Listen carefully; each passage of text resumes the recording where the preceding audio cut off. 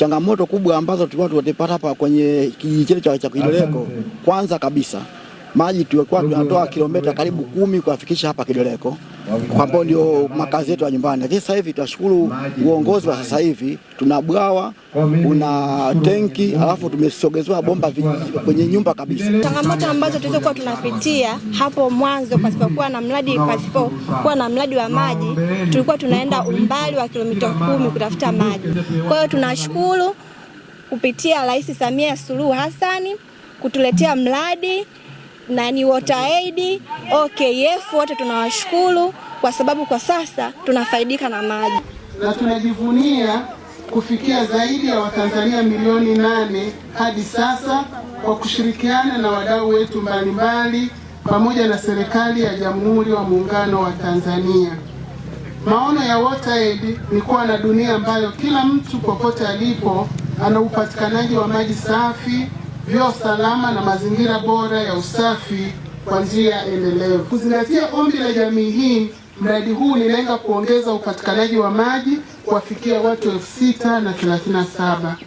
Huduma hizo zilijumuisha ujenzi wa mtandao wa usambazaji wa maji pamoja na kuboresha huduma za afya katika kituo cha kutolea huduma za afya cha Kideleko, na kwa kusaidia upatikanaji wa huduma ya maji ndani ya kituo pamoja na vitengo vya usimamizi wa taka.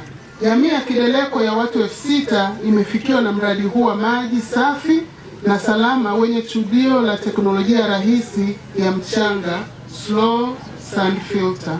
Tunajivunia tunakabidhiwa miundombinu ya maji, lakini vile vile ni tunakabidhi matumaini mapya ya wananchi wa Kideleko.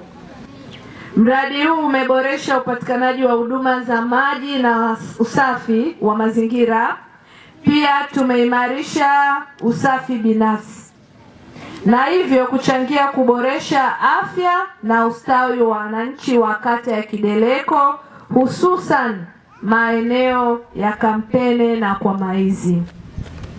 Mafanikio haya yanaendana kikamilifu na maono ya serikali ya awamu ya 6 chini ya uongozi mahiri wa Mheshimiwa Dr. Samia Suluhu Hassan. Huu mradi ni mradi wa mfano kwa sababu tumejenga miundombinu ya maji safi na salama, lakini mmeona tumegusa zahanati. Na pale kuna vitu ambavyo vimewekwa kwa ajili ya kusaidia mama na mtoto atakayejifungua na wagonjwa wengine wanaoenda, mmepata wepesi. Kwa hiyo mradi kama huu sisi kama sekta tunauchukulia kama pilot au tunasema ni modo. Hata maeneo mengine tutaendelea kufanya ushirikiano kama mradi huu ulivyoweza kujengwa.